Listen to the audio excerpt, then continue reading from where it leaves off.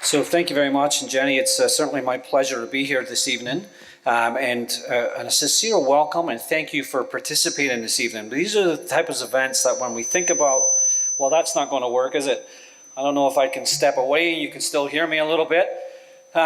Okay, so these are the type of events that as we think about the future of a city, this is exactly the turnout that we want, because we want you to influence these things. So we think we've got some answers.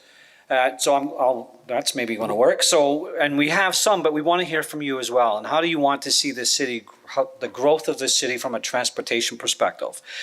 And so that's part of the fun that we're going to have this evening. There's a couple of folks that I do want to introduce just at the beginning. We've got a couple of councillor members with us. Councillor Goller is in the back.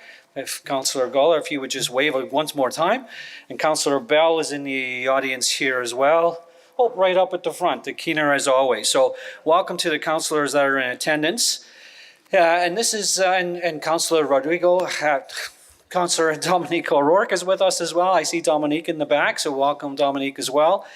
A couple of housekeeping items. You can see where it says exit, just in case something happens. We've got some bad weather, so if something happened, the hydro goes out. Make sure that you recognize where the exits are.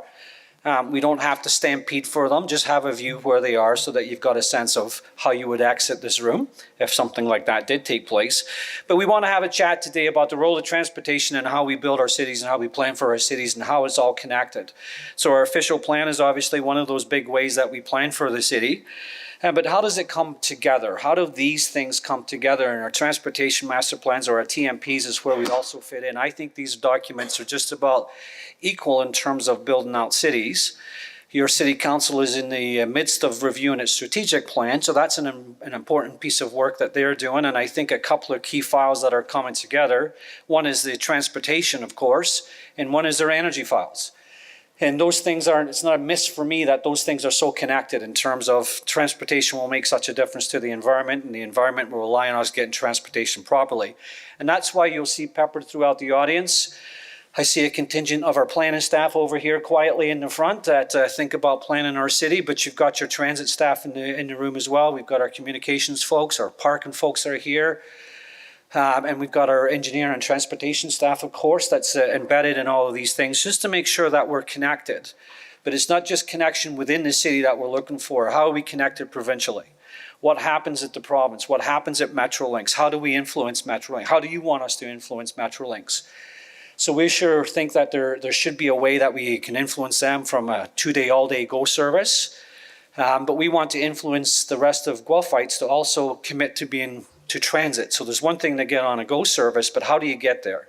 And is the way to get there through our transit services or bike to the GO station so that you can get on? So those are all important things as we contemplate our future here in the city. And it's been clear, we've committed to the last year and a half of just listening from a community plan perspective. So the community has also shared things with us, but I wanted to pull a piece out here just to maybe set the stage for some of your work this evening and our esteemed panelists as well. But just a quote from that, it's easy to get around, as they talk about the future state of Guelph. It's easy to get around our neighborhoods, our city and our region. Transit's a priority, it's frequent, it's affordable, and it can get us to work into neighboring communities like Kitchener, Fergus and Hamilton. And we can get to Toronto in less than an hour. So those are nice, lofty, aspirational goals, but they always have to remain aspirational. And we can get to Toronto in less than an hour. People feel safe walking, jogging, and wheeling and riding their bikes through all corners of our city. Smart, clean technology is embedded in our infrastructure. Increased use of transit and active transportation routes help address the traffic congestion that can follow with rapid growth. So those are the things that we're hearing loud and clear from our community. We want to make sure that as we start to bring this plane into land a little bit, we want to hear, well, how does that impact us from our transportation management perspective as well? So we'll look forward to doing that. So as my role as DCAO for IDE, it's my pleasure to make that you're here. I'm thrilled that you're here. We truly are listening, and I am thrilled. I'm proud of the work that our staff have done. And with that, I'm going to ask our General Manager of Engineering and Transportation just to come up and explain a little bit further how will we actually build this thing called a TMP. So Keely Dedman is our City Engineer. Keely.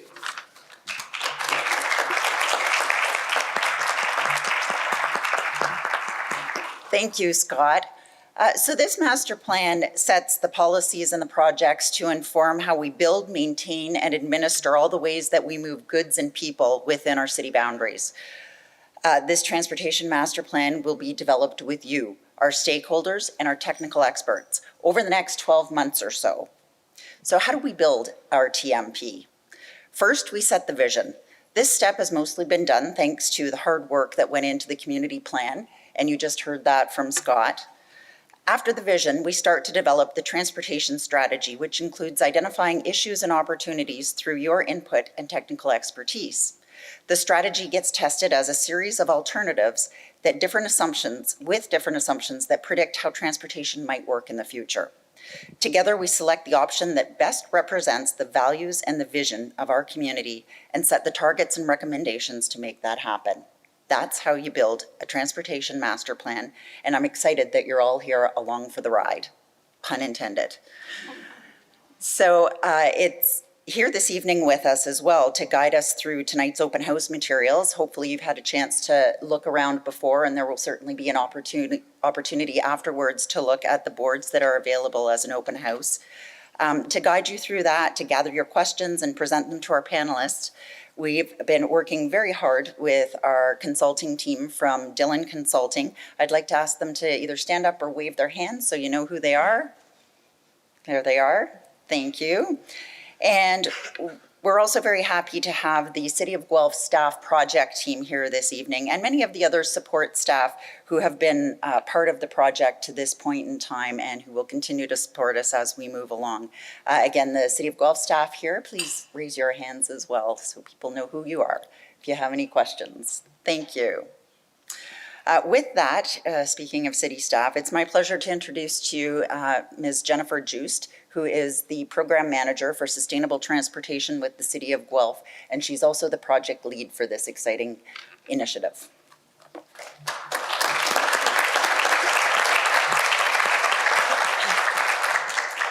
Thank you, everyone. I have to say I'm so excited to be standing in front of you here leading this project. It is truly an honor to be here today with you, to open the communication channels, to start to hear your thoughts and your opinions, and to understand your ideas and struggles, and to collaborate with you to find solutions and creative recommendations that will shape how we move around this community now and into the future. Before I get into a couple of the more housekeeping items for tonight, I wanted to take you on a brief journey of where we're coming from.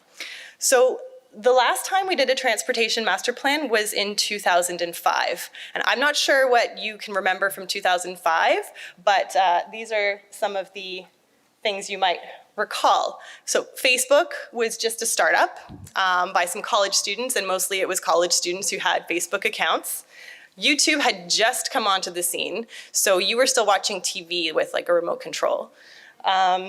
We still went to movie rental stores. We had a really great one that unfortunately closed down called Ed Video here in town, and now they make mugs that commemorate that wonderful institution in our community. We don't have those anymore. And finally, this is what our cell phones looked like. Like everybody's cell phone looked like this. We sent texts with actual words that had limits on them.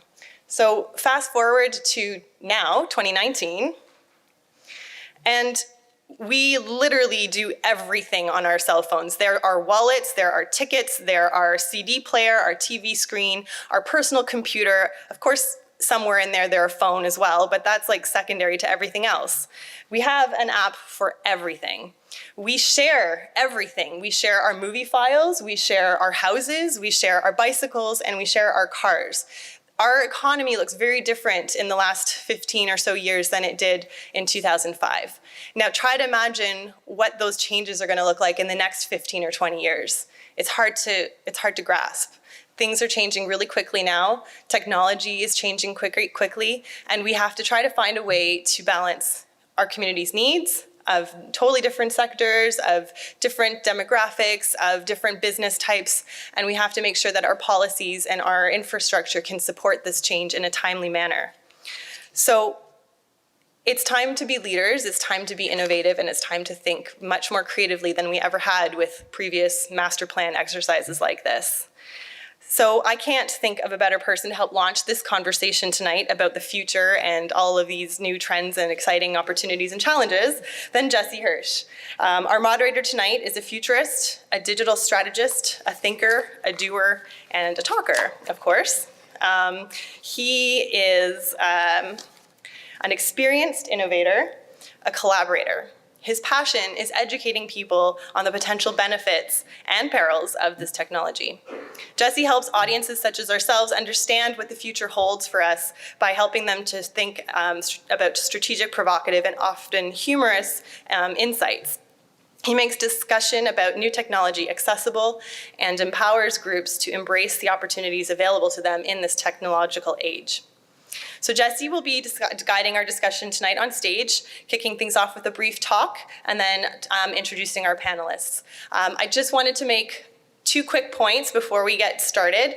The first point is that please do not consider these 2 doors as emergency exits because it leads to an enclosed, locked patio. So go through the main entrance you came from, or you can use the far left corner and go out the doors that way. Washrooms are, of course, out the hallway and to your right. And I think that's probably enough of me standing up here. I will leave it to Jesse.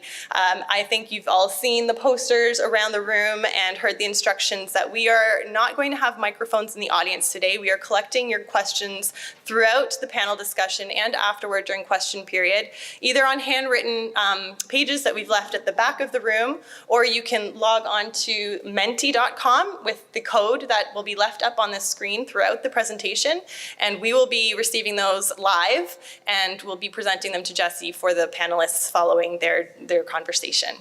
So that's actually enough of me now. I'll pass it over to Jesse. Thank you.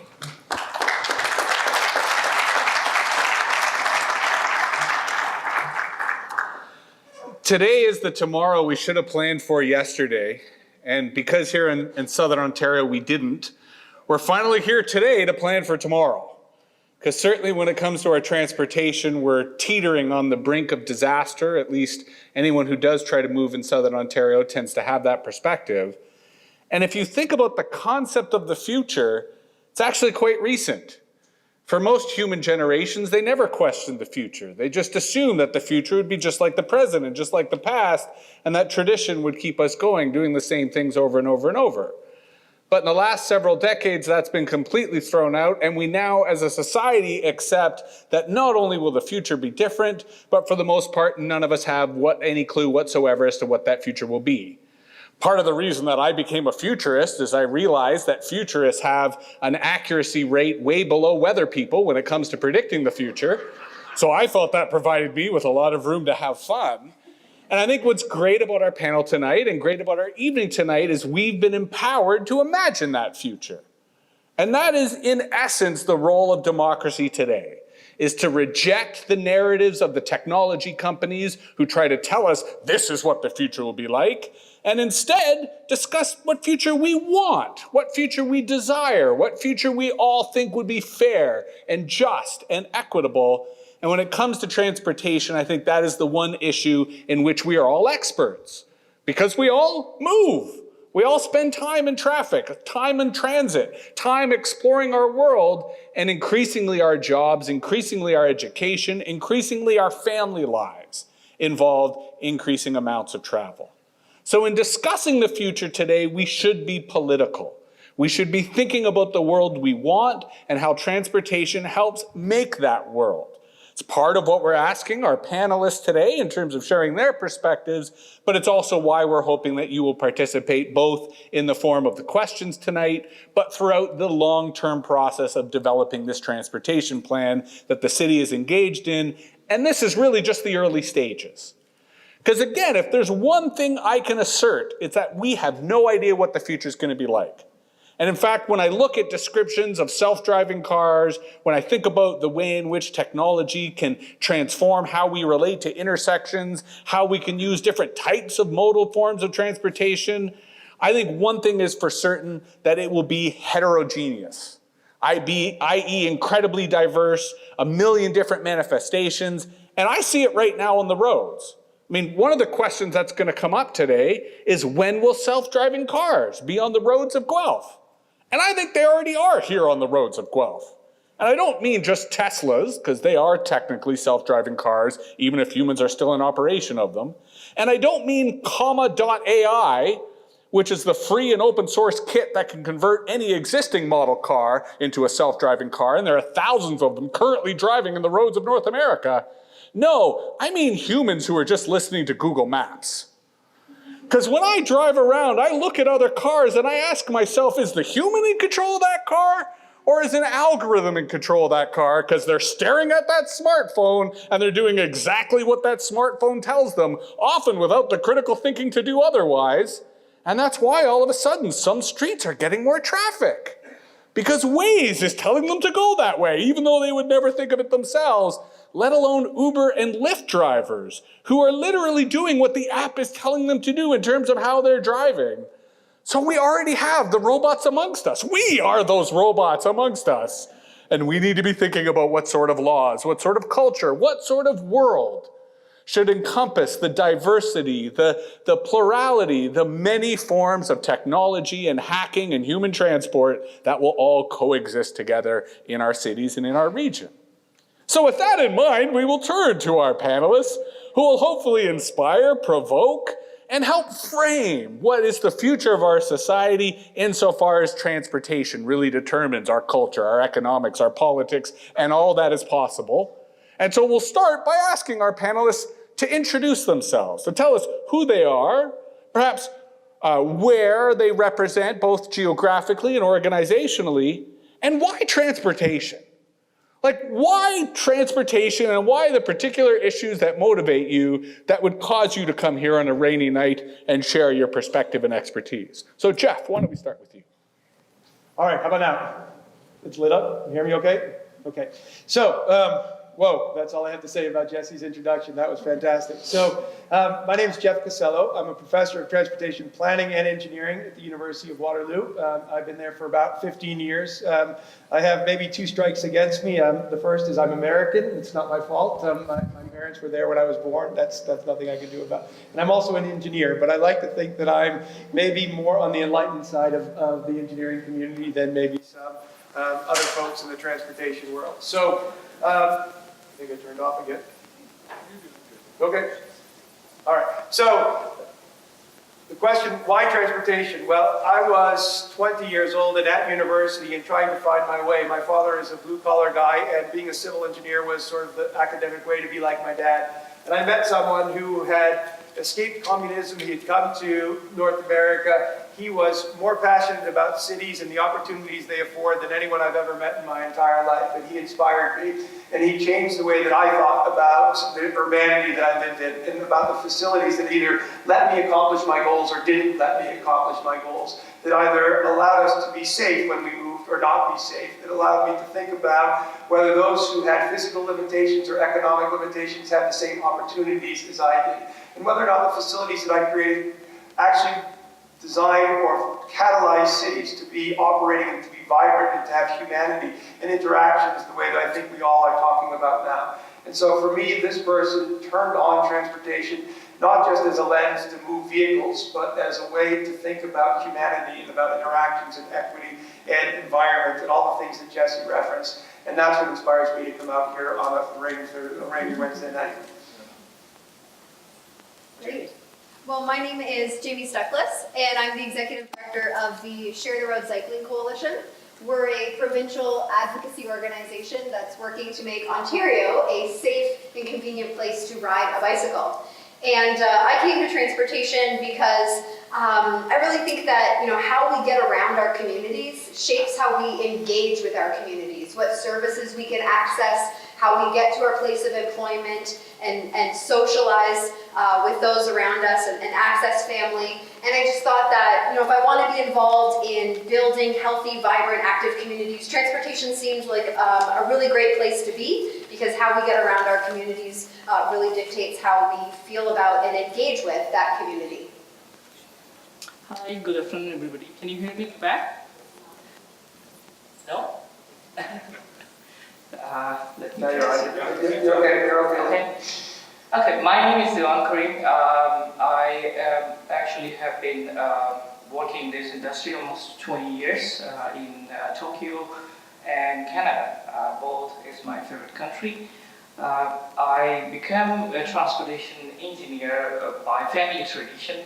My father was a civil engineer, but I liked history and psychology. So when I was forced to study engineering, I tried to find which is my best mode of engineering specialty will be very closely related to history and psychology. So that's why transportation is my favorite field, because it goes through all kinds of human nature, psychology, and the changes that we experience as a society. But this is now my passion and profession, and I writing a book was also very controversial at that time when I choose those words, shared multimodal cities. I believe the city, the way we are growing, will be very compact, will be shared, and of course transit will be a backbone of the system, but multimodal will be the ultimate phase of the city. And the way the economy is moving, we now all know that shared economy is going to be one of the directions that almost every country is going. And shared city is the way to actually use our assets very wisely.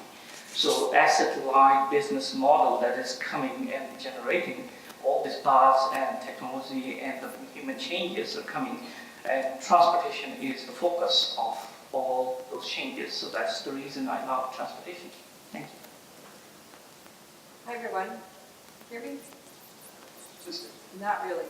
I'll keep talking. There we go. I'm Nancy Smith-Lee, and I'm the director of the Center for Active Transportation, or TCAT. We're a project of the Clean Air Partnership. The kind of work that we do is we build evidence for walking and cycling. And so we do research, we do policy solutions, we also do some evidence-based programming. So some of the work that we do is around kind of disproving some myths. We've done some work, several reports now on looking at the impact of removing on-street parking that has it on local business. We have a whole bunch of reports on those, but I'll tell you just the short answer is that there's the economic benefits to local business for bike lanes is for the most part very positive. That's what we found.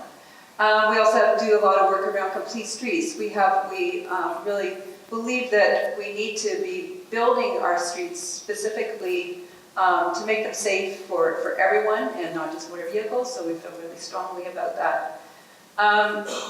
It's funny, the engineering theme here. So for me, my dad was an engineer. He's a transportation engineer. He was a road building advocate, highway building advocate. And so I'm quite different than he was, obviously. But engineering has such there's a curiosity to engineering that I really love, and just that the ability to really embrace and solve problems. But it wasn't until I moved to Toronto that I got the transportation bug. And it happened one night when someone crashed into our car, and we never replaced it, and that was almost 30 years ago. It's the only place I've ever been able to live where I can actually walk and cycle and take transit for all of my daily needs. So it's really become maybe a real convert for building cities where people can move around with their own power. Good evening, everyone. I see that Jesse's standing up, which I think is code for me to be brief. So I will do my best. My name is Andrew Miller. I'm the Associate Director for Mobility at Sidewalk Labs. You may have heard of us. We are an Alphabet company. Google is another Alphabet company. Waymo, the company that is closest to cracking autonomous vehicles, is yet another Alphabet company. And there's us, Sidewalk Labs, which is devoted to using the best of technology and the best of urbanism to fix the problems that bedevil us in cities, to make everything that's bad about cities less bad and everything that's great about cities even more great. So we are building a neighborhood on the Toronto waterfront called Quayside that's going to illustrate our principles of urbanism in practice. My job there is to plan the mobility system, everything from, yes, autonomous cars, through cycling and transit, all the way down to pedestrian travel. So I think a lot about these things. As to why transportation, I could be cute, but I'm not going to mince words with them. So let me be blunt. Climate change is the most pressing problem of this generation and coming generations. Our grandchildren, if we have them, will judge us on the response that we make to this most pressing problem. Transportation is one of the sectors that is a principal contributor to climate change. Figuring out how to make sure that we can make sure that transportation is carbon neutral, if not carbon positive, while also being safe and permitting a flourishing economy is a difficult problem, but I can't think of a more pressing and important one for us to solve. And I hope that this master plan will, in its own way, help contribute to that problem. Well, and allow me to reward you both for identifying the need to be brief and try to go in reverse order and build upon, I think, you're establishing the moral high ground, that climate change really is the 800-pound gorilla in the room when it comes to transportation planning. So what are the challenges in the way of achieving that? And what are the challenges when it comes to creating a transportation plan that both anticipates these really formidable tasks that we need to deal with, climate change being the biggest, and all the different types of modal transportation that you described in terms of planning out this type of neighborhood? What keeps you up at night? What do you think is the big challenge or the big obstacle to really achieving those types of lofty goals? The neighborhood that we're building on the Toronto waterfront is going to be a neighborhood that's got 70% fewer climate emissions than any other neighborhood in the city. A big part of how we're achieving that is through fixing the use of natural gas to heat and cool our buildings and the transportation sector. I won't talk about the housing. If you're curious about that, come find me afterwards. Transportation, there's a simple answer, but it's also a stupid one. The simple answer is make all the cars electric. Done. Except if we do that, we'll break the grid. There's just simply not enough clean power to power all of those vehicles if they become electric. And even if we did, and I'm sure my fellow panelists can speak about this, even if every car became electric tonight, they would still be poisonous to our cities in so many ways. They would still be responsible for so many injuries, still be responsible for so much absorption of public space. So simply making electric cars is not enough. What we must do instead is change the ways we get around. We need to do modal shift from private automobiles to public transit, to bicycling, to walking, and we need to do it immediately. And for that to happen, it has to be something that people want to do. People don't eat their vegetables. You have to make that sort of transition something that's natural and fun and convenient and cheap. So that's what I spend my time thinking about, is how to do that. Nancy, what do you think the challenges are, both in terms of fostering more pervasive active transportation, but also planning for the type of environment or the type of society that it fosters? So I just wanted to kind of build on the climate change issue, and one of the things that we've looked at is where there's the best potential for actually shifting trips, because I think we need to be kind of practical about how we go about this. It's one thing to have these visionary goals, but then we really need to figure out how we're actually going to make that shift. And one of the things that we find really encouraging is that in the Toronto region, about a third of trips are under 5 kilometers. And 5 kilometers is a really very easy bike trip. It takes about 20 minutes to bike 5 kilometers. So with a third of the trips, and that's like, I forget the number, but it's a lot of trips.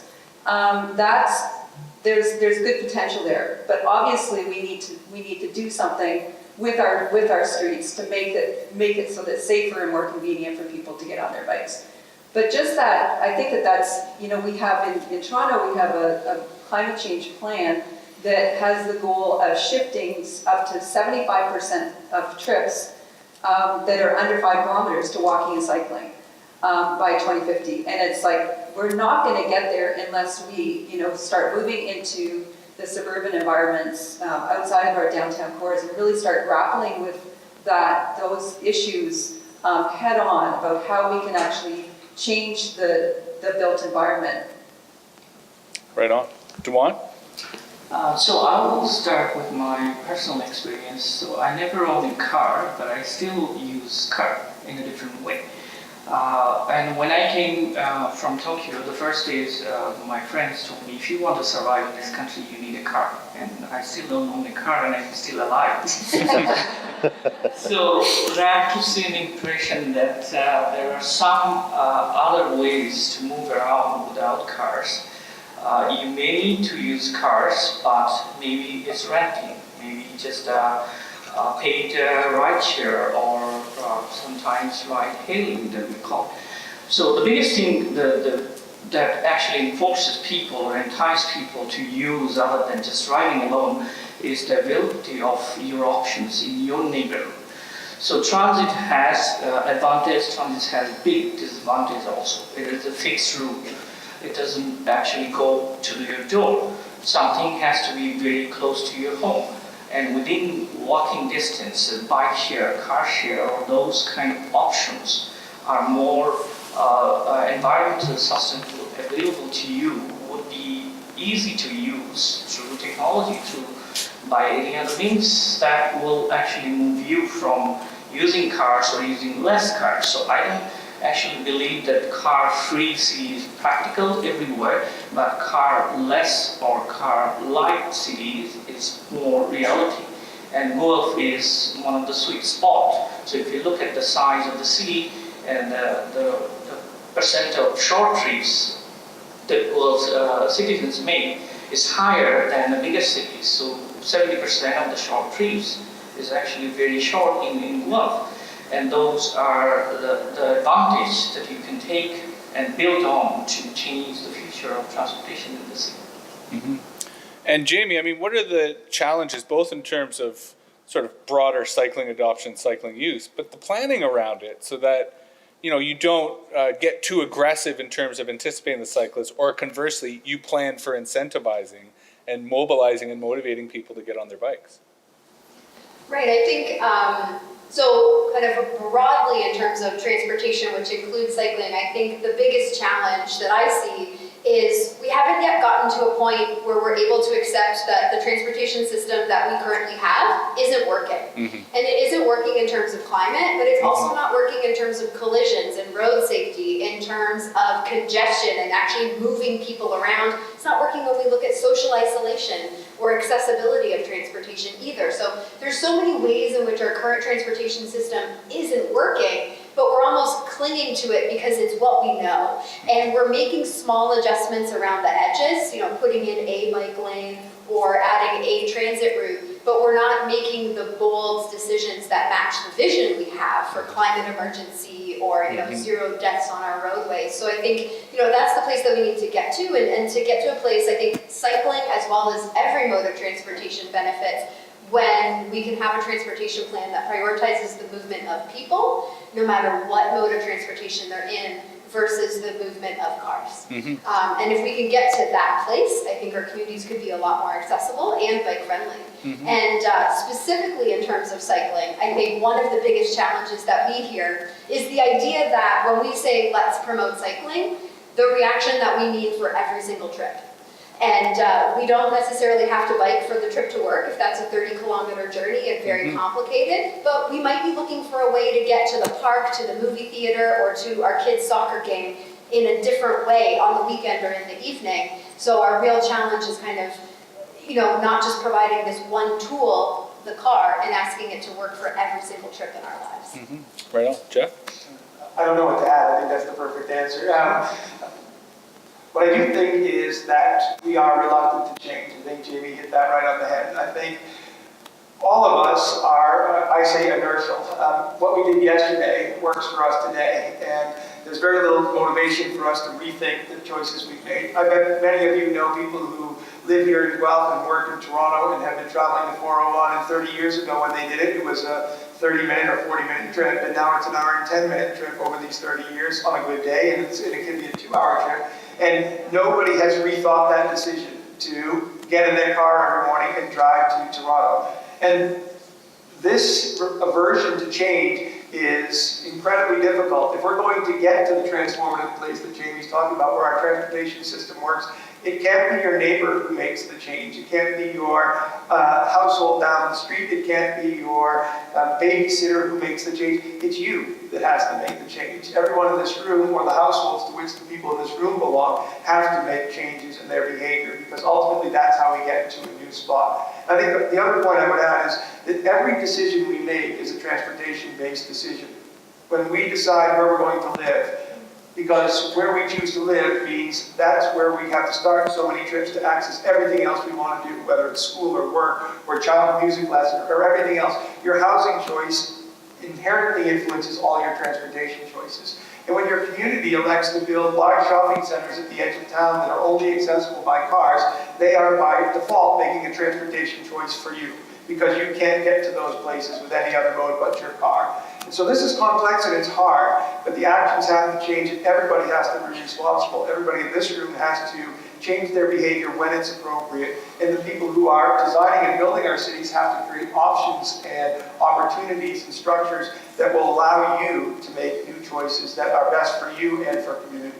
Well, and I agree that there is a role for individuals, but at the same time, when it's easy for them to make the right decisions, they're more likely to do so.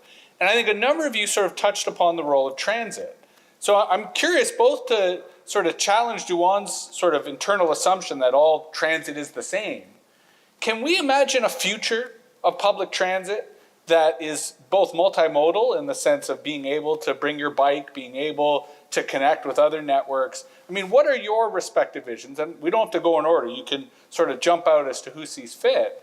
But if we were to be utopian for a moment, what would be the ideal public transit system for Guelph or for the larger region? I don't think you have to look very far. I'm from Waterloo, so let me tell you what we decided in Waterloo. We were 500,000 people. We were on our way to 750,000. So bigger than Guelph, for sure. But the city of Waterloo is 150,000. And we elected to say that we are not going to grow outward any longer. The first thing the city did was put an urban growth boundary and said you can't build outside of this area. And we're going to incent for developers to build in the city center, not at the edge of the city.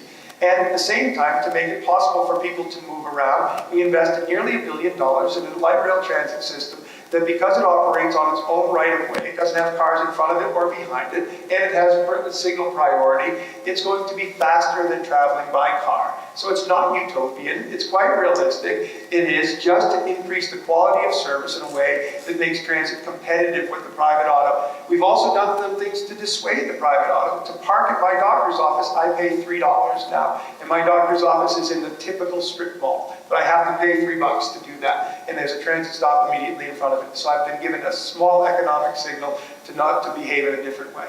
Mm-hmm. Other thoughts?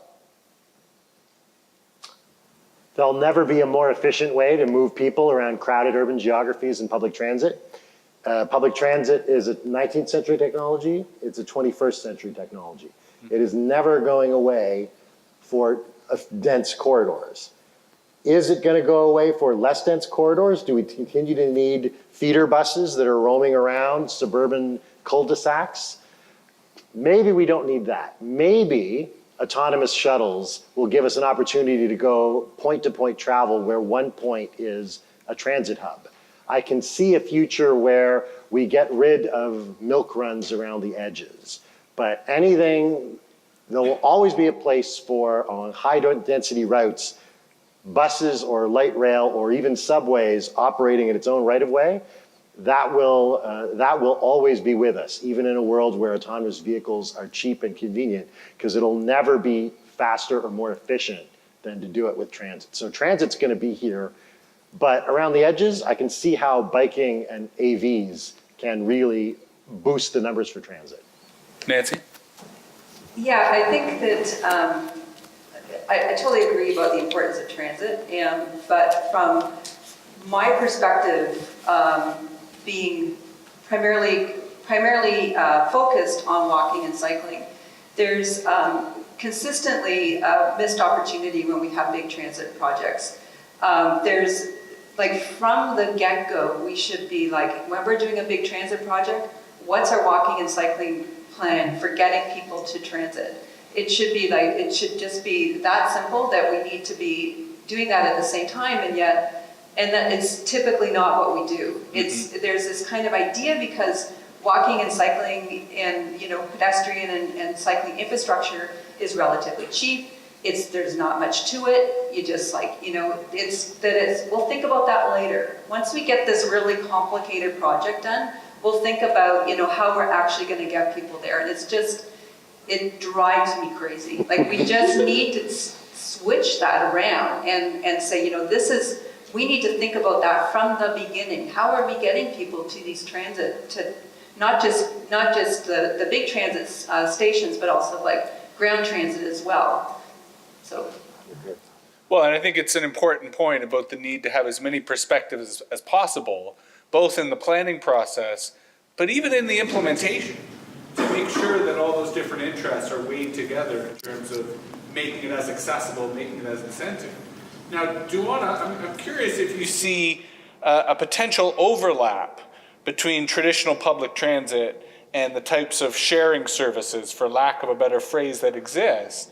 And I mean, as most people know, companies like Uber asked for forgiveness rather than permission, right? They entered markets without the regulatory oversight.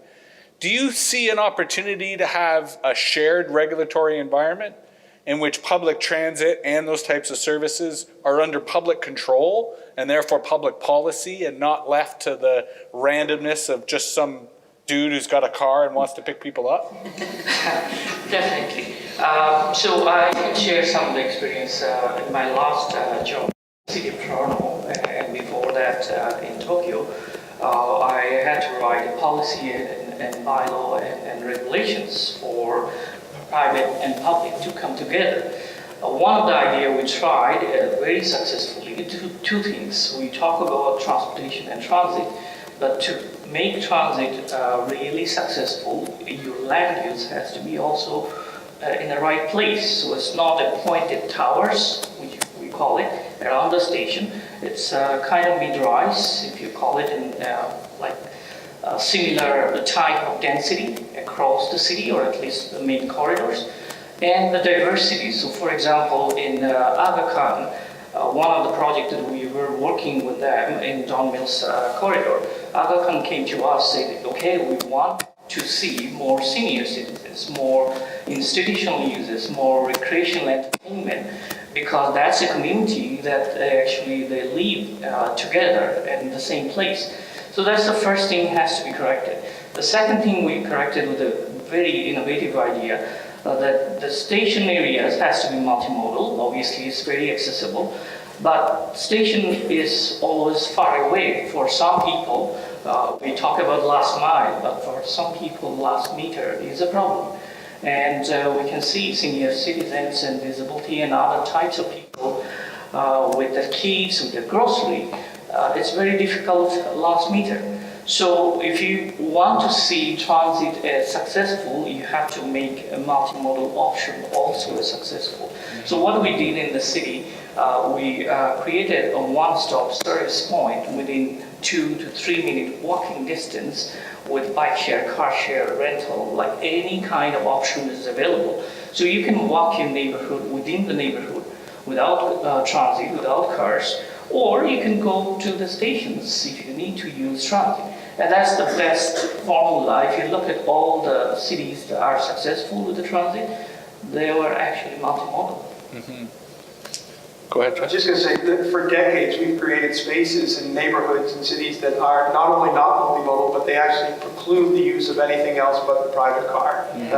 When you have subdivisions that are adjacent to arterials, in which the speeds are 80 kilometers per hour, that actually dissuades all but the most ardent cyclists or walkers from being there. When you have suburban areas where you don't have sidewalks, you simply can't get to the arterial to access public transport unless you're walking in the street.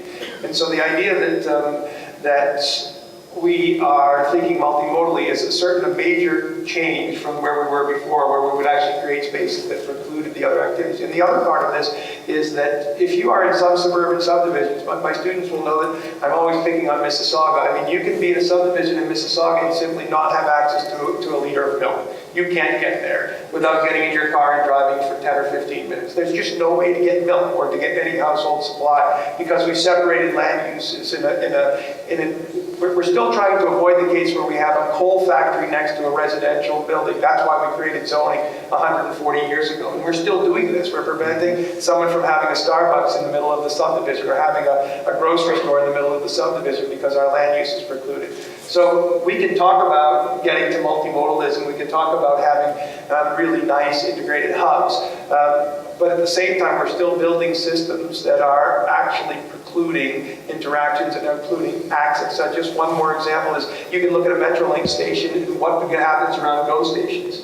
Parking. It's the only activity that takes place there. So if you wanted to come by public transport, you have to walk through 500 meters of parking to get to the GO station. So again, we're building unimodal systems. Well, and I mean, there's two threads that I think are going through your various comments. One, which I want to get to in a bit, is the regulatory responsiveness of being able to adapt to changing transportation habits or changing political needs. But the other is design. And it seems like a lot of what we're describing were blind spots that at the time we implemented this, people didn't think about and planners didn't think about. So what are both some of the innovations in design? What are we learning in terms of the design potential? And what should planners be considering when it comes to designing these types of systems? I mean, Jamie, I'll throw you on the spot only because I think cyclists often see that design both on a very vulnerable level, but also it's easy to recognize the stupidity. It's easy to recognize when the design really just doesn't work. And I think that literacy is becoming pervasive. I think more people are learning how to recognize that. So what are we learning when it comes not just to the design of intersections, but the design of neighborhoods, the design of transportation systems as a whole? That's a really great point, and it builds off of what Jeff was talking about in terms of access to things in your neighborhood. And I think, the built environment is absolutely key. You need to have things around you to walk and bike to in order for walking and biking to be a reality. And I think what I often see is, we'll build a community, like Jeff was saying, kind of further out. There's not a lot of options. There's nowhere to go to buy milk or go to the movie theater or walk to. But then we'll come in and we'll run an education and awareness campaign. Residents of this neighborhood, you should be walking and biking because it's good for the environment. And that just seems so divisive to me, and like it's actually fueling potentially some of the controversy. Because now not only are we making it impossible for this person to walk and bike, we're actually guilting them for not doing it. And so I think, those are the pieces that we shouldn't be doing, but we often do because it's easier, it's cheaper, it's faster. The harder stuff is the built environment. And some of it is, if we're, we can build different types of communities. Not everybody wants to live in a super dense urban core. But you don't have to live in a super dense urban core to be able to walk to the corner store, or you should be able to walk or bike to school. So I think it's really the proximity, as well as a complete street and having a space for everyone. And I think that kind of feeds into my other point, again, about education. We can run all of the education campaigns we want about sharing the road and not speeding, but if we just design safe spaces to walk, bike, drive, and take transit, the education's kind of built into the roadway. So there's a lot of design things we can do both from our land use planning and street design that can kind of mitigate the need for education and awareness all of the time. And I think that's what I see a lot when I'm out riding is, when you're in a good cycling network, or even when you're driving and you're just in a neighborhood that makes sense, you just feel more comfortable doing it. So I think that design of proximity is so key. Yeah. Nancy? I just wanted to build on Dave's point. I pretty much agree with Jamie like 100% of the time. I wanted to quibble a little bit, and that's in that, I think that unfortunately, we have a long way to go to change the built environment that we have around us. And so one of the things that at TCAP we wanted to do was to start working in those really difficult, very car-dependent neighborhoods to see what we could, to look at where there might be a little pocket of potential and see how we could actually help people to get on their bikes. What do they need to get on their bikes? So I think it's not about guilting. I totally agree. We shouldn't be guilting people into like taking the obvious choice of and the safe choice of what they have around them. But I think there is also, like, when I think back on what it was for me in the city of Toronto that actually got me on my bike when I'd never considered being on my bike since I was in high school, it was that there was bike to work week. There was a community bike hub near my house where I could learn how to fix a flat. There were other people that rode their bikes. There's all this social support built up around riding my bike that really made it for me. It wasn't just, and at the time there weren't any bike lanes in my neighborhood, but it became this like, wow, maybe I can do this. I can maybe do this. So I think that that's a really critical part of what we can be doing in addition to all that really necessary part of design. We need to be building safer streets and complete streets, but we also can be fostering and helping people to make those really short trips that might be like, maybe there's a route, maybe you just don't know about a route that's next to your house that could help you get where you need to go. So I think there's also those kind of soft supports that we need to be focusing on as well. Nancy Andrew? and Jamie are absolutely right. But there's another thing. I mean, it's good to have social permission. It's good to have knowledge. It's good to have a bike. You need to own a bike if you want to take advantage of a bicycle. Or do you? So here is a very simple one, is bike share. We are in our neighborhood making sure that bike share and scooter share and e-bike share is ubiquitous and is certainly co-located with the bus stop and the LRT stop and all the other multimodal interchange points. It shouldn't be that you need to own, transportation should not be a thing that you own, whether it is a car or a bike, or not necessarily. It should just be a thing that you rent when you need it. So bike share, designing for bike share, installing bike share docks, that's a good, simple design move that we should take advantage of. Jeff? And just one last point on design, and this is so important. Human beings, when we're operating in a human power, we value directness. And from point A to point B, and what we often have done is we've created auto facilities that go from point A to point B, and then we're trying to retrofit in cycling or transit or walking paths, and we make them circuitous so we don't disrupt the auto path. This is the retrofit kind of mindset. And so let's have some courage, let's disrupt the auto path slightly, and let's actually implement direct A to B connections for human powered or public transport modes so that they are actually competitive. We did something called the road diet in the Waterloo region. We took 2 lanes away from cars and introduced a median and introduced bike lanes because it was an arterial that connected 2 important origins and destinations. And we allowed bikes to have a direct origin to destination connection at the expense of cars. But cars have the ability to go longer distance with lower personal cost to the user. Whereas if you have to go indirectly by walking or cycling, it's a much larger cost. Well, and I mean, the power of the automobile sector notwithstanding, I think from design, we are getting into dynamics of power, dynamics of privilege. And so I'm curious to sort of address 2 issues simultaneously. One is the status symbol of a car, that we still are in a society where we've created, or at least we're holding on to values that suggest it is better to have a private vehicle than not. Or it's better, the point of just owning a bike being one issue, but public transit being not as perceived as having the same social status as a private vehicle. I mean, one question is, how could we reverse that? How could we make riding public transit such a great virtue, or riding your bicycle such a great virtue that it's like a humble brag and you want to show it off? And at the same time, how do we address the equity issues? That transportation very much does tie to economic opportunity. That people who are easily able to get to work, let alone the work that they need to, it then translates into their livelihood, and it translates into their stability and their happiness. So as we move forward in imagining the type of system that, as Andrew mentioned, has bike share, has scooter share, has e-bike share, e-scooter share, how do we make sure that it is universal? How do we make sure that it's affordable? And how do we change this culture of transportation so that having a Hummer is guilty rather than a sign of success or excess? Let me tackle the first part. I'll let the second one to wiser heads than mine on this panel. How do you get people to actually want to take transit rather than own a car? Well, move to Toronto. Young people in Toronto have already made that choice. Ownership of cars is way down in Toronto. You know where it's even lower? Another city where I spend a fair bit of time, in New York. In New York, everyone rides the subway no matter how much money you have. Well, I guess that's not true. The 0.1%, they take helicopters, but everyone else takes the subway. What do those two cities have in common? They've got excellent, modulo excellent, public transit systems.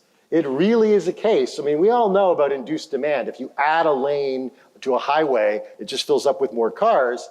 The same applies to transit. Build more transit, people use it. In Toronto, you can use it almost exclusively, and so people do. So the issue for smaller communities like Guelph is build the multimodal facilities and people will use them. It's induced demand at work again, and you don't need to guilt people. It'll just be natural. Not using them will then seem strange or weird or out of touch. Now, I've said my piece. I'll let the Other thoughts on the socioeconomic dynamics of transportation? Duan? Yeah, I can use one example. Living a long time outside of Canada and seeing some examples around the world. So one of the good examples to increase the transit is to understand the demography. If you go to Sweden and Austria today, they call it gender balanced transportation system. And a very simple example is they actually analyze how the transportation is being used by male and female. And they realize that females are actually far more inclined to use transportation, sustainable transportation. So in Sweden, they actually switched for example, a snow cleaning system, the sidewalk being the first one, completely reversing the operation and capital budget. And that's a lens that we rarely use in transportation. And that's the reason I love psychology and transportation, to come together to see actually it solves a socio-economic problem. And if you look at other things related to women, they actually use transportation very different way. Their travel pattern is completely different than male. But all the system that we have built, and even my own transportation industry, is mostly male. And it's designed for male, for the person like me, young, middle-aged male. If you don't change that, your system will fail. And the way to do it is very simple. So Sweden and some other countries have shown that. Tokyo also take care of the safety issue for women on railway, and especially in peak hours. So they address those problems in completely different perspective to make a transit a successful system. And if you look at around in Canada, for example, I'll finish off with a very simple example. Even if you look at driving behavior, the safety, women is actually twice safer than men. And you will never hear these statistics anywhere. Well, I don't know, maybe it's social stigma. Because the men are reporting the statistics. That's why. But in essence, you're describing social transportation policy, that the transportation policy is subservient or secondary to the social needs. Jeff? I was just going to say that what we see is that people who have financial capacity, they have much more mobility, much more freedom. And those who are low income tend to sacrifice their financial capacity with their own personal time. So we all know the stories of the single mother who needs to get their daughter to daycare and then get to work. And they do that by public transport because they don't have the financial means to own a car. And when the daycare is not co-located with her employment or near to her home where she can afford that, then that trip becomes a 2-hour circuit in the morning. And that is simply unacceptable as a society. And the challenge is that we have to, again, have the ability to ensure that we have affordable, diverse housing in our cores, adjacent to affordable and diverse land uses that allow for daycare being adjacent to employment. And so that person's land use options are available to them, and their transport options are integrated in a way that makes sense. And so on the one hand, we're expecting the transportation problem, the transportation system to solve what is in many ways a land use choice problem. And so I think we have to, again, think collectively and holistically about how we co-locate so that these kinds of access costs are much, much lower. And then it doesn't matter about your income level. Everybody's access cost to walk or cycle is lower, and it has the added benefit of not only equity, but of shifting modes as well. Well, and it's also, I think, clearly why transportation policy and planning is so important, because it touches upon all the other aspects of society. So my last question before we throw it up to some of the questions that came from the audience is, if Guelph creates this transportation plan, how can the city ensure that as the future changes, as new technologies emerge, as things that we did not think about either tonight or ever, how can it be responsive? How can we create the type of regulatory environment that acknowledges human behavior? And the example I think of is speed limits.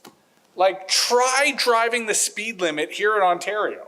You literally put yourself at mortal risk because the people behind you are expecting you to go at least 20 over, if not more. And so how do we create a rules for the road? How do we create a transportation plan that both acknowledges how people behave, but also steers them in the direction that we desire in terms of having a more socially just, if not fair society? Any takers on that rather large and perhaps insurmountable task? I would just argue that the one thing that Guelph cannot do is they cannot think of this as a transportation master plan. They have to think about this as a transportation plan, a land use plan, an economic development plan, a climate action plan, because everything we're talking about tonight is all rolled up into those kinds of things. And there are some really easy principles that if these are embedded in the plan, they make sense. Transportation systems should be safe. They should prioritize low-impact modes, high-capacity modes. Those things are walking and cycling or e-scooters or things that we don't know yet are coming. Guelph should design facilities that are adaptable, because when the next technology comes and you own and you have access to the areas between the curves or between your rights of way that you can change to adjust to those kinds of things, then you are in a position to actually implement the change.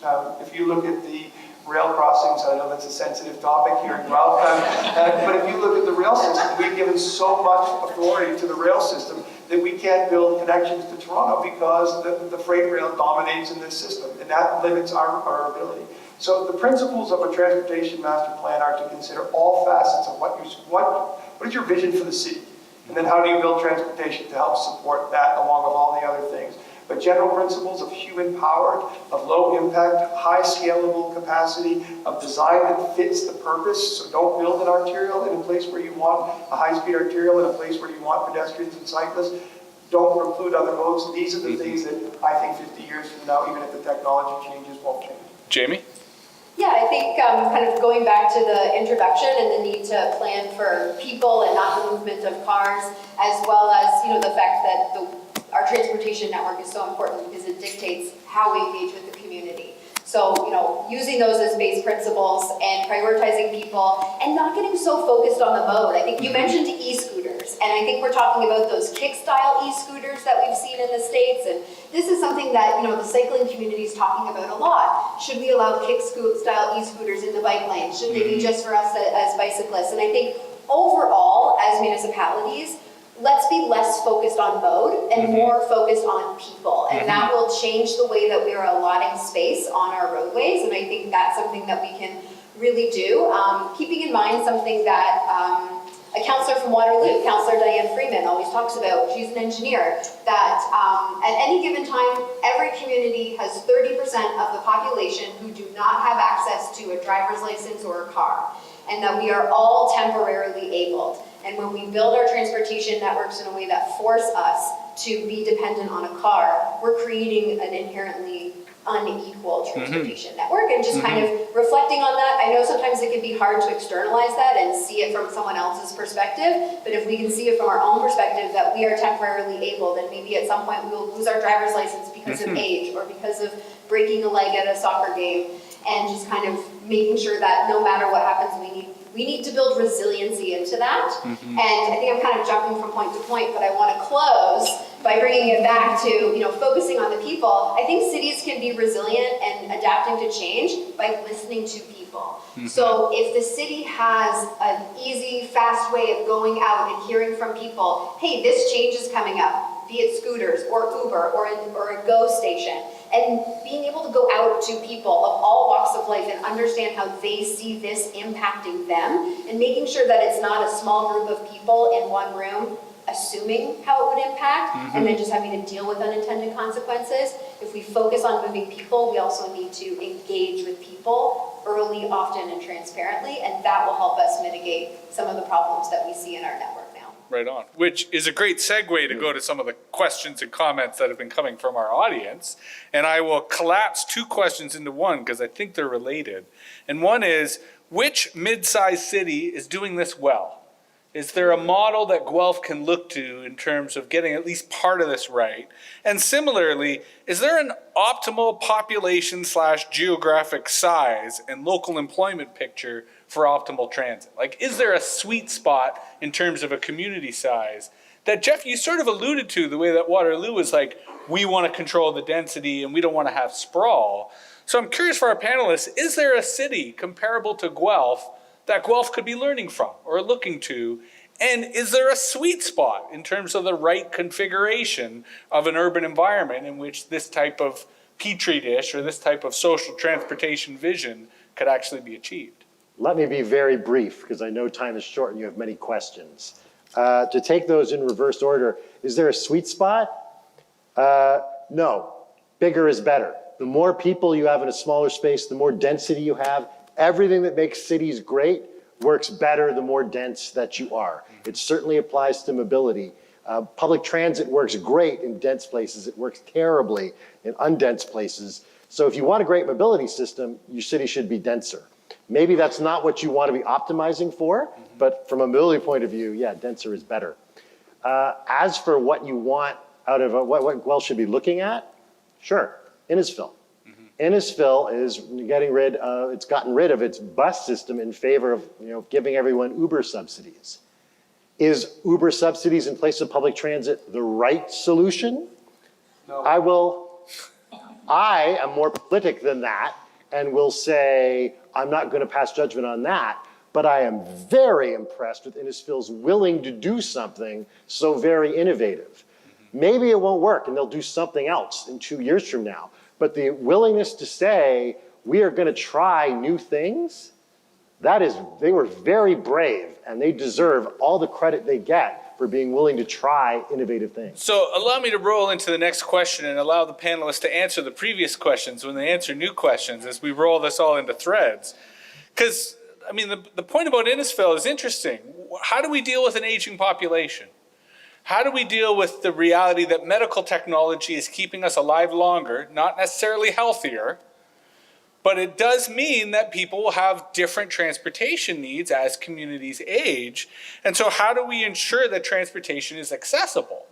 We've touched upon it today in terms of economics, but how does that tie into demographics? Especially the potential, say, of a smart home to allow people to age in place, but then what about social isolation? And how do we foster that same level of social interaction? Thoughts on the way in which a transportation plan or evolving transportation infrastructure can best serve an aging population? I can start with a quick point about walking and cycling. Yeah.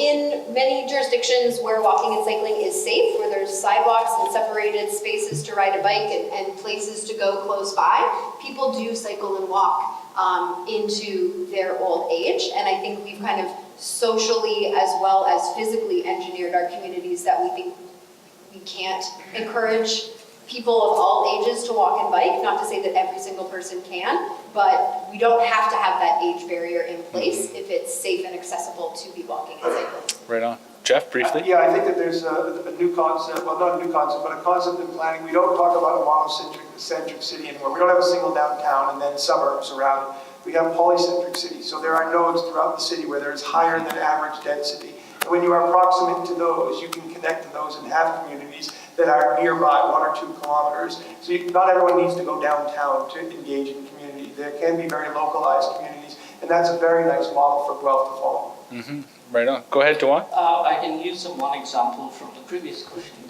One of the very car-oriented city in Germany tried that, and it's a very similar size to Guelph. So I'm not saying it will exactly work here, but it's an idea.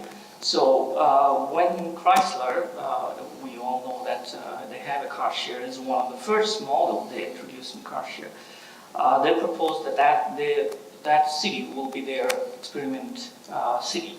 What they did, they actually equally distributed the car share and also a different kind of transportation system for seniors, for almost every senior centers to be picked up for example, the shuttle bus that Andrew is talking about.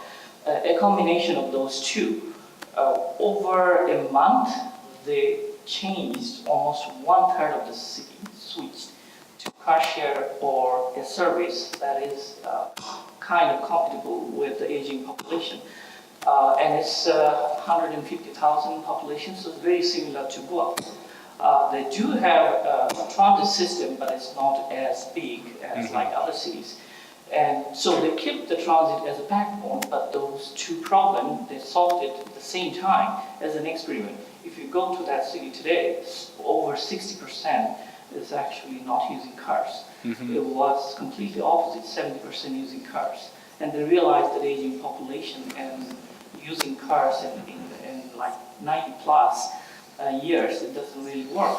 And that is probably a provocative idea. It worked somewhere else. It could work. So this next question I thought of asking myself earlier, but felt that if I asked it would be disingenuous. So I'm hereby stating that this legitimately came from the audience. So I'm curious to hear what the panel thinks. Why does this feel like it's a war on cars? Nancy? Well, maybe because it is a little bit. Realistically, we drove here today. It took us, I don't know, over 2 hours. Yep. That was what a miserable experience on the highway. I don't think any of us can say, yeah, that's great.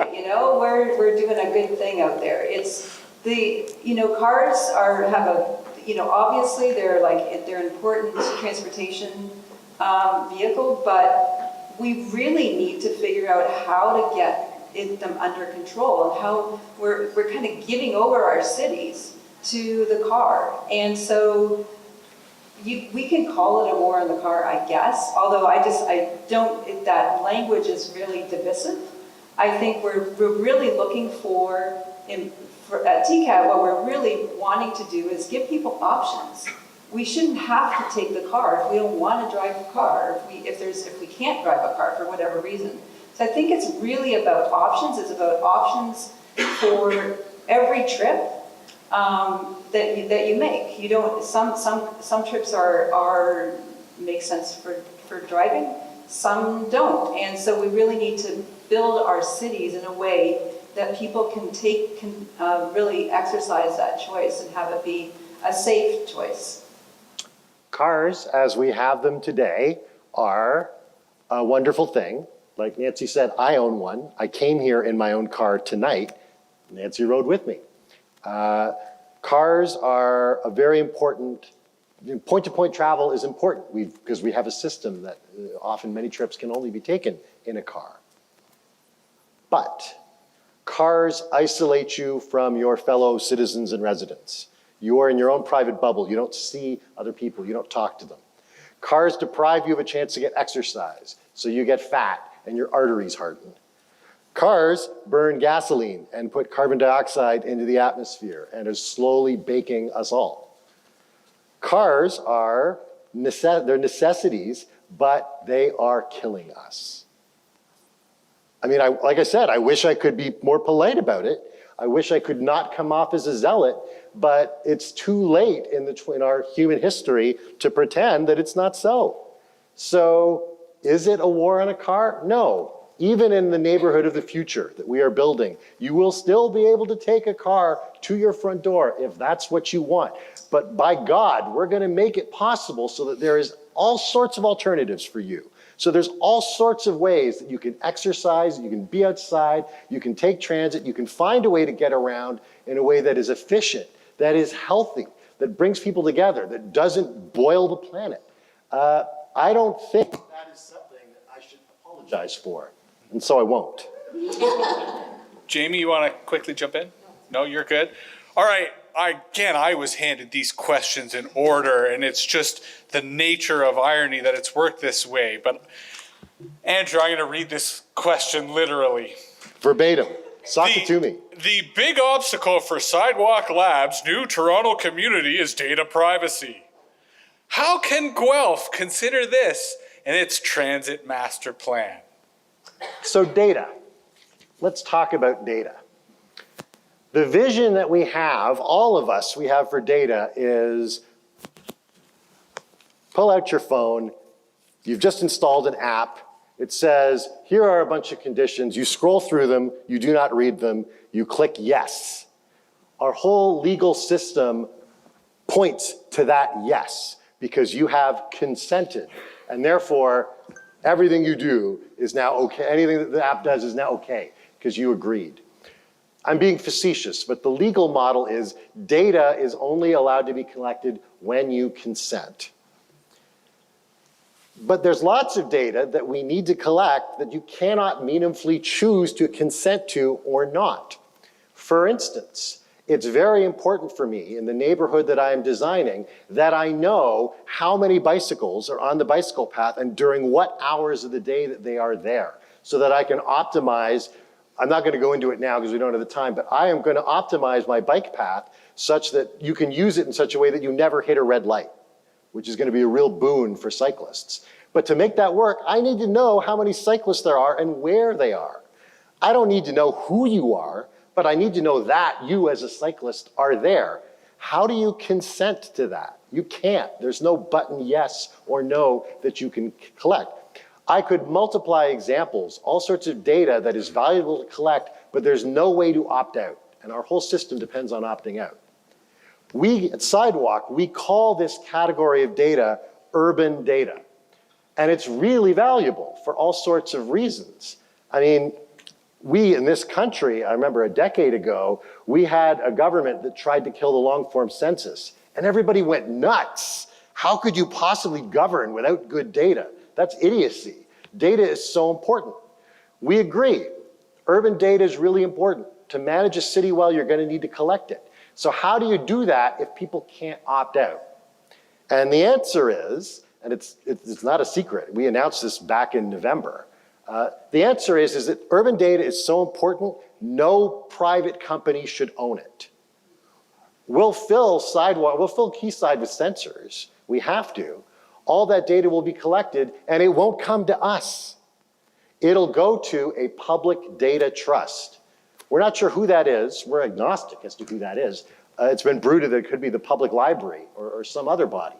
But it's a public body controlled by democratically accountable representatives. All the urban data goes to them, and anyone who wants it, including Sidewalk Labs, anyone who wants it has to go to them and say, hey, can I have this data? And they'll say, what do you want it for? What's the public good that you are putting it to? And if the answers do not satisfy, you can't have it. And that applies to everyone. Sidewalk Labs, the government, our competitors, everyone. That urban data is a public good. Therefore, it should be owned and controlled by the public. So, but what you should not do is not collect it. I mean, not collecting it would be like tearing up the census. We're not going to do that. We understand that data is important and you can't make good decisions without it. Therefore, the city of the future is going to be full of urban data, and it should be controlled by the public. That's our position. And I mean, if someone has a better idea, we'd be all ears. But for our position is public data belongs to the public, full stop. Jeff, I trust you're not going to give a multi-billion-dollar company a free idea without charging them good consulting fees. But did you have a response directly to? Well, I just want to say this. We've been using apps now to record people's travel behavior because we need to know what you do when you travel. And we've asked people to fill out diaries so tell us at the end of the day what did you do that day. And then we have your smartphone record your X, Y, Z, T. And you volunteer, you enter into this, you can see all your data, you control all the data. But what we found out was at the end of the day, people never reported their pedestrian trips. So they went to home to work by car, but they actually walked 500 meters at the end of that. And sometimes they went and got coffee and they sort of did these things. So what we learned was pedestrian activities are much more important to our daily lives than we already recognize because we only think about the predominant mode. So having good data that tells us really what people are doing lends credence to the fact that a sidewalk belongs because we have these other data that people normally wouldn't report to us. So having the right data can be a really powerful tool for reinforcing the need for investment. But one of the questions that came from our audience is, how do we include those who don't use smartphones or other tech? So in the collection of this data, are we only recording those who have the affluence to buy these devices? And conversely, I was shocked, Andrew, that you didn't use Waze or Google Maps on your trip here, because Google directed me to side roads, so I avoided those 2 hours on the 401. But it does suggest that we're entering into an unequal system where some will have access to the algorithm that will direct them on that secret route, and the rest of those suckers will be stuck on the 401. And there are very real fairness and equity issues there. So how do we include those who, as Andrew was sort of inferring, opt out or very literally choose to not use any of this technology at all, but will naturally still be included in the transportation system and therefore should be reflected in Guelph's transportation plan? Anyone have any crazy ideas on how to address that particular paradox and or the digital divide as a whole?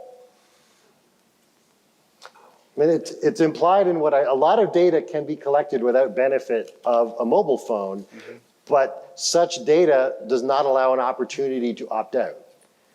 If identifiable data is being collected about you, you should have an opportunity to opt out. And if you don't, well, then it shouldn't be in the hands of a private company because that way leads to all sorts of bad outcomes. I can think of one in particular that happened in 2016 that I won't name, but you can all come up with it, I am sure. So therefore, we have to make sure that data is collected for everyone, for the benefit of everyone, without invading anyone's privacy. And the way to do that is to make sure that data is collected by the public.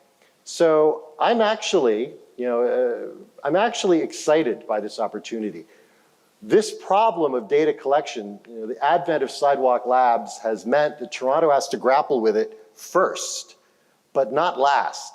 Every city in the world, sooner or later, and probably sooner, is going to have to figure out what to do with the collection of urban data. We, here in Canada, we in Ontario, can come up with a solution that everyone else in the world will follow. I think it's the right one. So I think that this province, and Toronto, is able to rise to the challenge of making sure that urban data is collected in a way that is responsible and safe and respects people's privacy. Who would, there's certainly no other jurisdiction I trust to do it more. Other thoughts from the panel?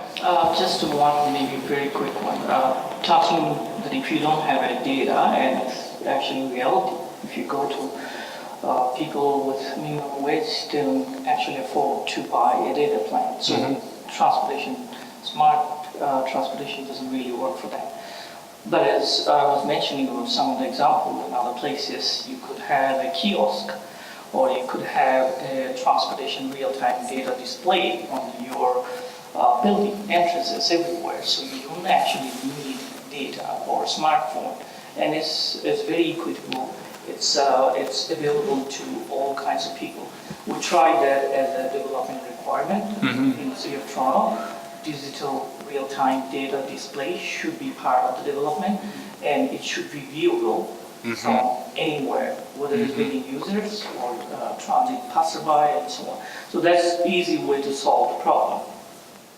Now, We only have a few minutes left, and we do have a few questions left, but this is where I'll point out to the audience that I will honor any Arnold Horshack interventions. For those of you who have no idea who Arnold Horshack is, you can quickly Google to figure out how you could intervene. But there was a question that I think illustrated one of our biases in our conversation tonight, which was we've kind of been assuming roads as the primary means in which this transportation has taken place. We've alluded to walking, we've talked about bikes, but we do have a question about the impact that e-bikes and e-scooters could have on sidewalks, and the extent to which the transportation plan needs to be thinking larger of not just the way in which vehicles are on roads, but the way in which vehicles are on sidewalks potentially, and how that impacts the design of that transportation infrastructure. Thoughts?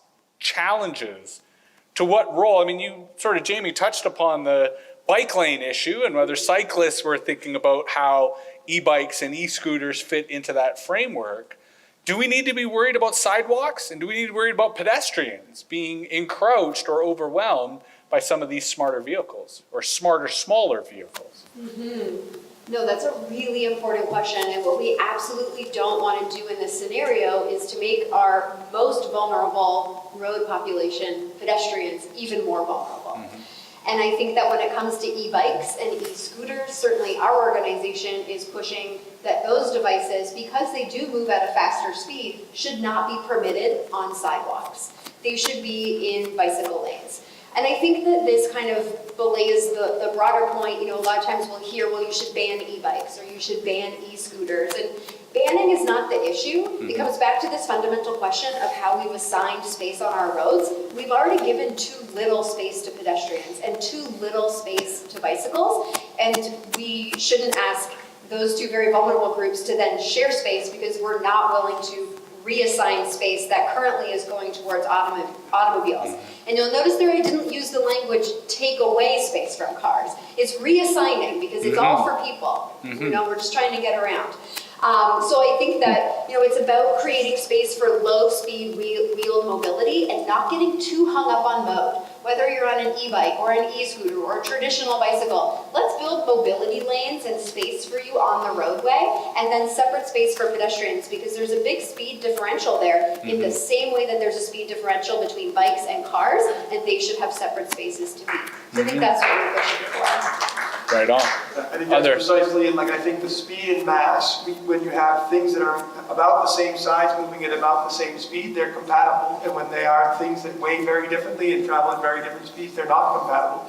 We don't have horses on freeways. We don't have high-speed rail running down the 401 because those things are incompatible. And we don't want cyclists at 40 kilometers an hour interacting with pedestrians. It just doesn't make sense. And so having places where similar speeds, similar masses are together makes perfect sense. And when they're not, they should be separated. Now, I think one of the other threads that have come through this conversation, and certainly came up a lot as we were talking before the event, is political will.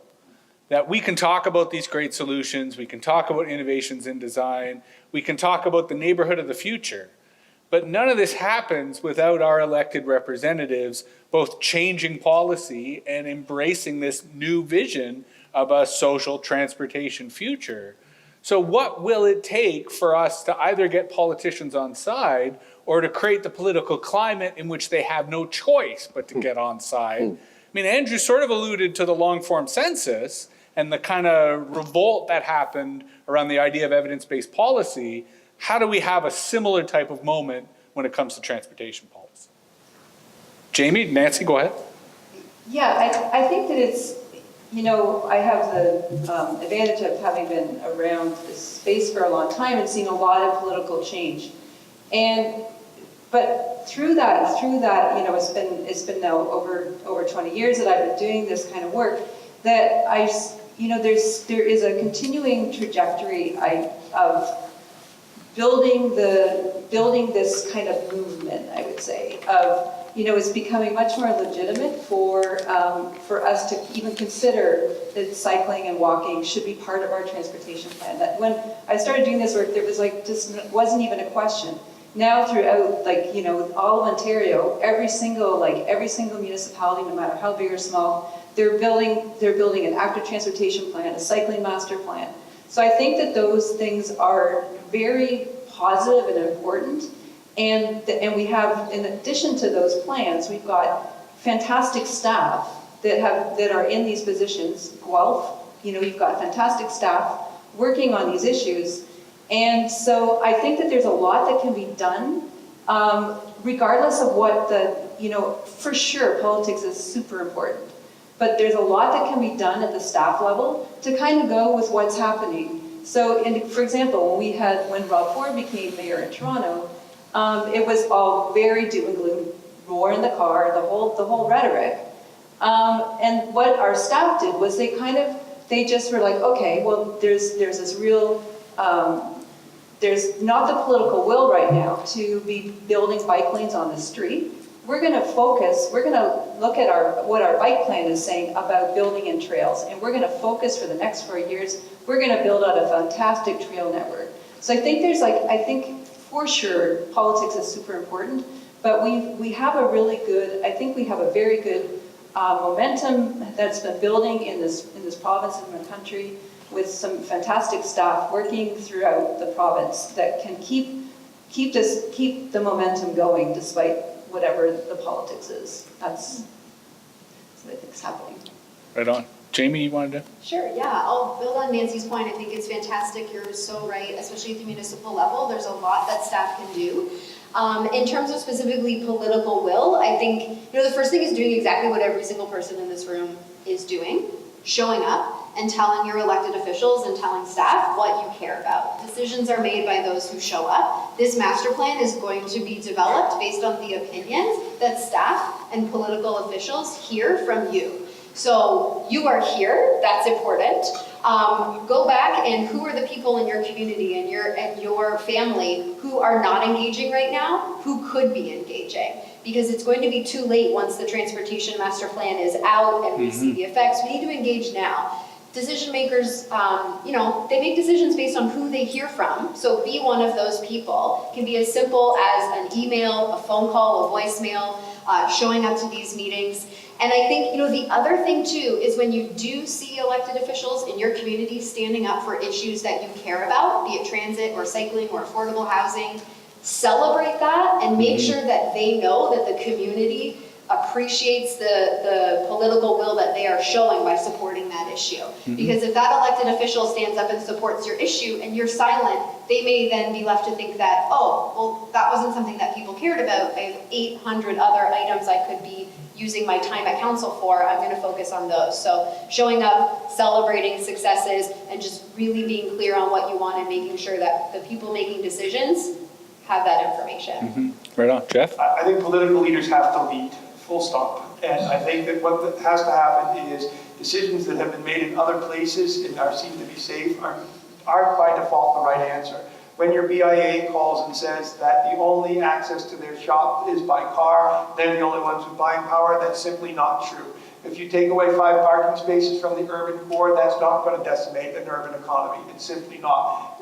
3 minutes of congestion on an arterial is probably an okay thing. You don't need to widen that road, because when you do widen that road, it's resources that can't go to something else, and it's going to preclude other modes from operating in that system.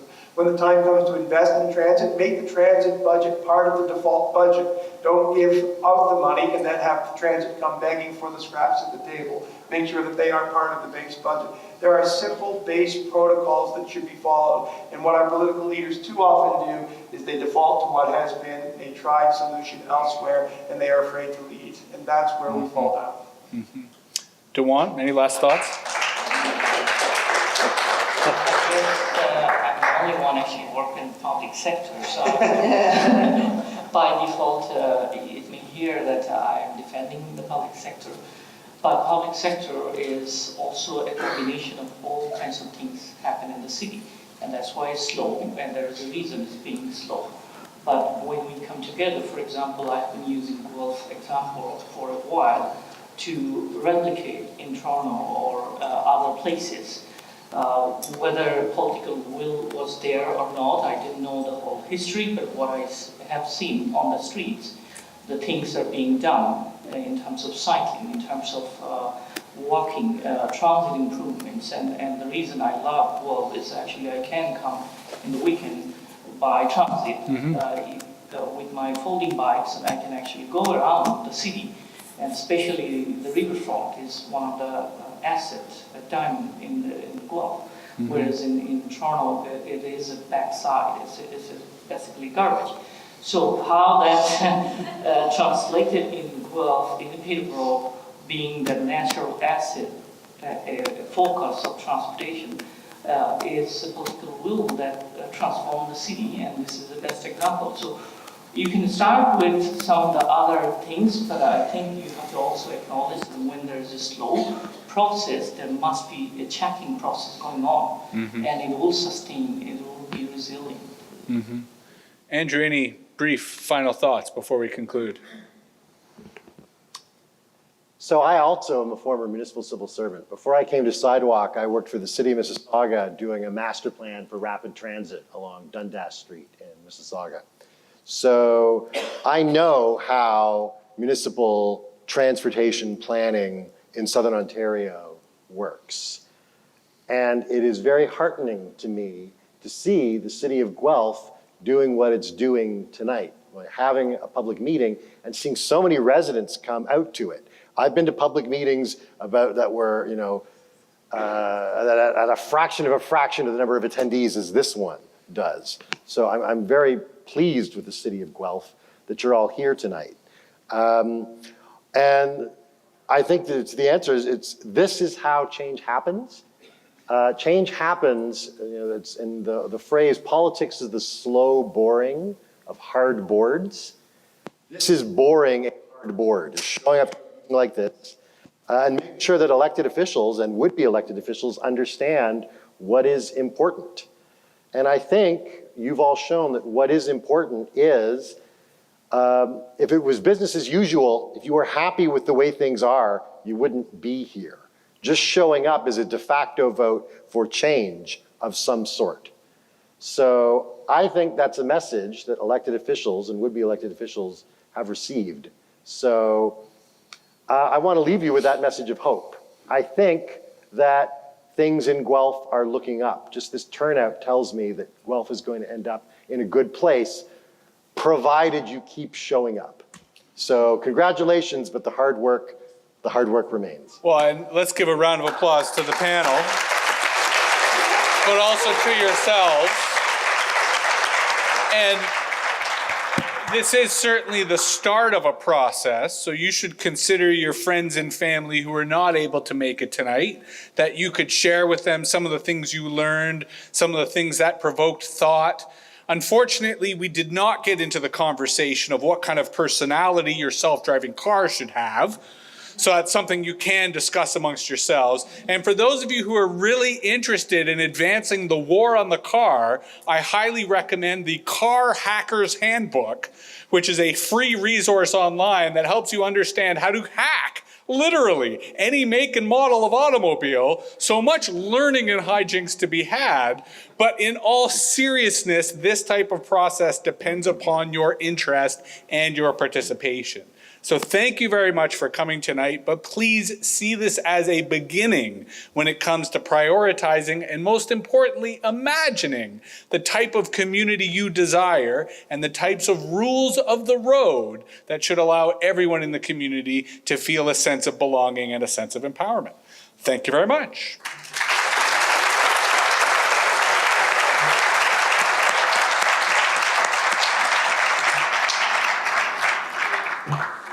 So folks, just as we think about closing things down for the evening, I want to wrap up with a few thoughts, but I do want to thank Jesse for just sharing your thoughts with us, as well as your moderating skills, the panelists for an engaging discussion we've had, and you. And Jesse just said it, and you coming out as well.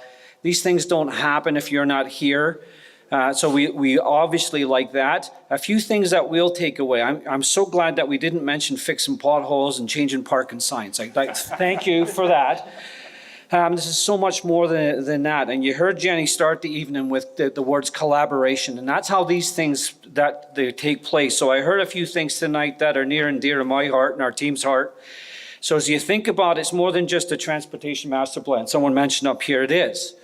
The discussions with council have been around climate change and energy files, They're doing their strategic plan, and it all fits into that. Our folks in our Economic Development Office, you may or may not know, Guelph happens to own a little railway company called Guelph Junction Railway. So I think on top of sort of the people movement, it's also the goods movement. I agree with not the car, but there's a goods movement piece for us as well that's important.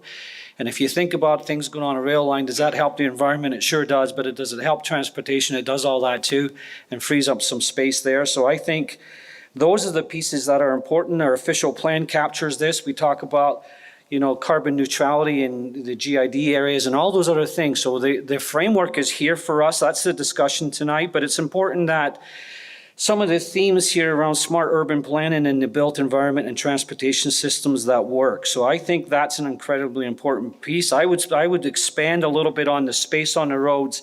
It's the space in the right of way. So that if you just think about the space around our road network as well, because, you know, there's what we default to, it's the road network. So if we turn our, you know, our right of way is the place that we want to talk about all the other things that happen. So that's important for us to do that. I like the idea of shift in number as the practical piece, that this shifting of the trips less than 5K. That's the stuff that we could all do. That trick, you know, that's not a big change. That's not a giant change. That's just a change. You know, less than 5K. So not all of us, but a lot of us for sure. So those are important steps that we've got to get as we think about complete streets. A couple of other pieces here. The urban data, that's important to us. You know, regardless of how you get there, what's the public good? And the public good can also become, that's the evidence-based decision making that we share with council all the time. That's the piece that will help us with these things. So whether or not we ping your phone or we'll find other ways to do things, as you drive by or you cycle by, that's important for us because there's a counter to everything. And that divisiveness that can pop up, oh my gosh, why are you building more bike lanes? No one's ever on them. Well, you know, you hear it all the time. So here, data will help us with those things. But if you don't build it, it'll always not be you. So we're stuck a little bit in that argument. So we've got to get there, but help folks with that stuff as well. I like the innovation, like the livable cities piece. So you know, what could Guelph do? I agree, the nodes. And then there's road trips. I've worked in other municipalities. One happened to be Hamilton, and as they were thinking about, I happened to be the general manager of Public Works, and I thought somehow in 2004 we could just get it built for the Pan Am Games. You know, they're still building it today. So it takes time, but one of the councillors, well, where will the cars go? And so that was a great opportunity, and that councillor has actually become a big champion because we did a whole bunch of road trips. So we took them to see LRT in Portland and Calgary. Yeah, you can do it in Calgary. There's snow there too. So it can happen, but you've got to do the legwork to get folks there. So that's an important piece. The car share with the transit backbone. I agree with that thought too. Transit will always be there for us. What it looks like around the milk runs and the edges, well, that's why we've got some smart cookies tonight with transit here. We've got to figure all this stuff out as well. But the design, the land use, the street decisions that we make, and then we need you to be here. That last message you heard, so when we've implemented road diets, you know what happens? Sometimes the negative Nellies show up, and this is the wrong thing to do. And council needs to hear from the folks that actually want these things. They need to hear that in a very positive way. So you need to show up. We're so happy you're here tonight, and we've captured it on video, so you can't deny it in the future. We'll have that posted online Friday, you know, maybe even tomorrow, but Friday there, and then we'll deliver on that. But you have to show up at other events when council make decisions around budgets. That's an important place for us to do it as well. You have to show up when councillor, and I don't mean in a negative way, and I think that was the message as well. What's the positive way that you can come and say, I really support that? That's the political will. You'll drive political will. You know, and, you know, it's maybe career limited, but, you know, that's who you elect. I mean, they're my boss, but that's who you elect. So you influence that. So what do you want to see? You have to tell them those things, and you have to tell them more than once every 4 years. But do it in a positive way. Don't chew their ear off at Loblaws and scream and yell at them. But you got to tell them that stuff we really liked. We want more of those things and less of those other things. And I think that's important. And you've got to tell some friends. So it'll be online. I hope each and every one of you tell your friends, you need to watch this and you need to get engaged. And that part of the public engagement process is going to be so important for all of us as we move forward with this, because we can always say, what's someone else doing? But we want to make sure that at some point, we've got some Guelph folks that are smart cookies, really smart engineers that get this too, to get to that theme earlier, that sit on these panels elsewhere and say, this is what we did in Guelph. Yeah, it's a made in Guelph solution, but you can apply it here. So I think that's a place for you to get involved. We've done community plan, that's come out loud there. We've listened for a year and a half. We've recorded it, we've shared it with council, and they're doing their strat plan. So I hope that we're thinking in terms of 2031. There's some practical things for 2021, of course, we're not waiting that long. But what does it look like? What's that generational change, that transitional change, transformative change that we want in this community? Help us with that, because nobody wants to sit in a car, whether it's moving in and around Guelph, but how do we make it easy? How do we make it convenient? And that comes back to that 5K trip. That's an important piece. We'll get the bigger stuff too, but if we can get that, high tides raise all boats. So on that, I'd certainly make a couple of things. Any of the questions that we got tonight, we will post them on Have Your Say website so that you'll see them there. Jesse wasn't faking it. They were real questions. And we'll make sure that you see them all there as well. So, and if you haven't got your question in there and it hasn't been read out, it's not that we're ignoring it. We're actually tracking it, so we will use it, and it will be applied through our Transportation Master Plan work. So that's available for the next little while. There's lots of staff still here in the room, so if you want more of this discussion, they'll be here for a little while longer. But, the Raptors are playing tonight, folks. So, let them go home. But, haveyoursay.guelph.ca/transportation. That's the site. And if you can't remember it, go to our Guelph website and you'll see the video on Friday and you'll be able to find it there. It's really easy. Even I can do it. So with that, I'd like to thank Jennifer, because you and your team have done a tremendous job. So if we can give them a round of applause for the work they've done. And Jennifer's going to come up and thank our panelists. We've got some, simple but lovely gifts for you as well, for you giving your time. It's, whether you sat in a 401 for 2 hours, God bless you. I'm sorry about that.